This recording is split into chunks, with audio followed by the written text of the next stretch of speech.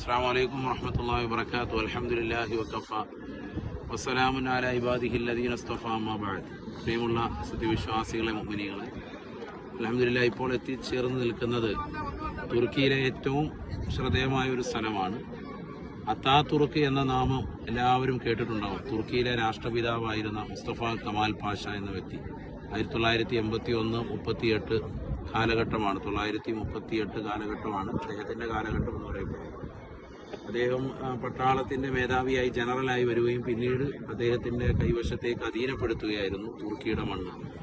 അവസാനം അദ്ദേഹം മരണപ്പെട്ടതിന് ശേഷം അദ്ദേഹത്തിൻ്റെ ശവസംസ്കാരം നടക്കുകയും എത്നിക് മ്യൂസിയത്തിൽ നിന്ന് അദ്ദേഹത്തിൻ്റെതാകുന്ന ശരീരം പിന്നീട് നമ്മുടെ ഈ കൺമുന്നിലുള്ളതാകുന്ന ഇവിടേക്ക് ഈ മ്യൂസിയത്തിലേക്ക് കൊണ്ടുവന്ന് അടക്കം ചെയ്തു.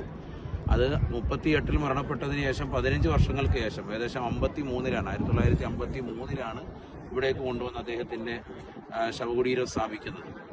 അതിനുവേണ്ടി 2 എഞ്ചിനീയർമാരെ നിയമിക്കുകയും അവർ വളരെ മനോഹരമായ രീതിയിലാണ് ഇതിൻ്റെ ഈ ശവകുടീരവും ഇതിൻ്റെ പരിസരങ്ങളും ഒക്കെ നിർമ്മിച്ചിട്ടുള്ളത്.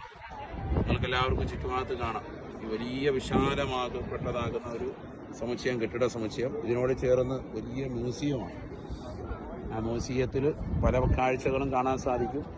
അവിടുന്ന് ആ മ്യൂസിയത്തിൻ്റെ, ഇപ്പോൾ നമ്മൾ റുഹൈബാൻ കുടുംബാദികളൊക്കെയാണ് അവിടെ നിൽക്കുന്നത്, അവിടുന്ന് അങ്ങോട്ട് മ്യൂസിയത്തിൻ്റെ ഓപ്പണിംഗ് അങ്ങോട്ട് തുടങ്ങിക്കഴിഞ്ഞാൽ അദ്ദേഹം ഉപയോഗിച്ചിരുന്ന, അദ്ദേഹത്തിൻ്റെ കുറേ ഫോട്ടോസുകളും പിന്നെ അദ്ദേഹം ഉപയോഗിച്ചിരുന്നതാകുന്ന വാളുകൾ, അതുപോലെ തന്നെ യുദ്ധത്തിൻ്റെ ആ കാലഘട്ടത്തിൽ നടന്നിരുന്ന ഒരുപാട് സംഭവവികാസങ്ങളും എല്ലാം ഉൾപ്പെടുത്തിക്കൊണ്ടുള്ള വിശാലമാക്കപ്പെട്ട ഒരു മ്യൂസിയമാണ്. അതിൻ്റെ ഫോട്ടോകളും അതിൻ്റെതാകുന്ന ആധുനിക രീതിക്കുള്ളതാകുന്ന സംവിധാനങ്ങളും ഒക്കെ വെച്ചുകൊണ്ടുള്ള വ്യത്യസ്തമാകുന്ന തരത്തിലുള്ളതാകുന്ന വീഡിയോ പോലെയുള്ള ഒരു പല ക്യാപ്ചറുകളും ഫോട്ടോകളും ഒക്കെ കാണാൻ സാധിക്കും. ഏതായിരുന്നാലും ആ കാലഘട്ടത്തിൽ അദ്ദേഹം ഉപയോഗിച്ചിരുന്ന അദ്ദേഹത്തിൻ്റെ വസ്ത്രവും കോട്ടും സൂട്ടും അദ്ദേഹത്തിൻ്റെതാകുന്ന യുദ്ധത്തിന് ഉപയോഗിച്ചിരുന്നതാകുന്ന സാധന സാമഗ്രികളും വാളും എല്ലാ സംവിധാനങ്ങളും കൂടി കൂടിയിട്ടാണ് അവിടെ ക്രമീകരിക്കപ്പെട്ടിട്ടുള്ളത്. മുസ്തഫ കമാൽ പാഷ തുർക്കിയിൽ അദ്ദേഹത്തിൻ്റെ ശവകുടീരം സ്ഥിതി ചെയ്യുന്നതാകുന്ന സ്ഥലത്താണ് ഇപ്പോൾ ഉള്ളത്. അങ്കാറയിലാണിത്. അഥവാ ഇത് നമ്മുടെ തുർക്കിയുടെ തലസ്ഥാന നഗരിയാണ്. തലസ്ഥാന നഗരിയായിട്ട് മാറ്റിയതും ഒക്കെ അദ്ദേഹം തന്നെയാണ്. അത്താതുർക്ക് തുർക്കിയുടെ രാഷ്ട്രപിതാവ് എന്ന നാമധേയത്തിലാണല്ലോ അദ്ദേഹം തന്നെ അദ്ദേഹത്തെ പരിചയപ്പെടുത്തുകയും ആ രീതിയിൽ മാറുകയും ചെയ്തു. അദ്ദേഹത്തിൻ്റെ ശവകുടീരം ഇവിടെയാണുള്ളത്. ഒരുപാട് സംഭവവികാസങ്ങളിവിടെ ഉണ്ട്. അദ്ദേഹം ഉപയോഗിച്ചിരുന്ന കാഡിലാക്കിൻ്റെ വാഹനം 935-ൽ ഉപയോഗിച്ചിരുന്നതാകുന്ന വാഹനമൊക്കെ ഇവിടെ ഉണ്ട്. അതുപോലെ തന്നെ 3 വാഹനങ്ങൾ ഇവിടെ കാണാൻ സാധിക്കും ഈ ശവകുടീരത്തിൻ്റെ പരിസരത്തായിട്ട്. ഇപ്പോൾ ഇതിൻ്റെ വലിയൊരു ഫ്ലാഗാണിത്.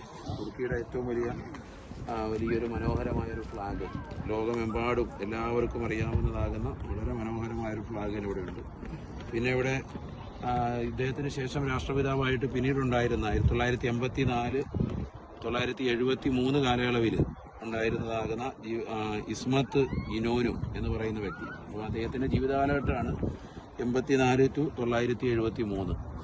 അദ്ദേഹം രണ്ടാമത്തെ രാഷ്ട്രപിതാവായിരുന്നു. ഇവിടെ നിലകൊണ്ടിരുന്ന വ്യക്തിയാണ്, രാജ്യം ഭരിച്ചിരുന്ന വ്യക്തിയാണ്.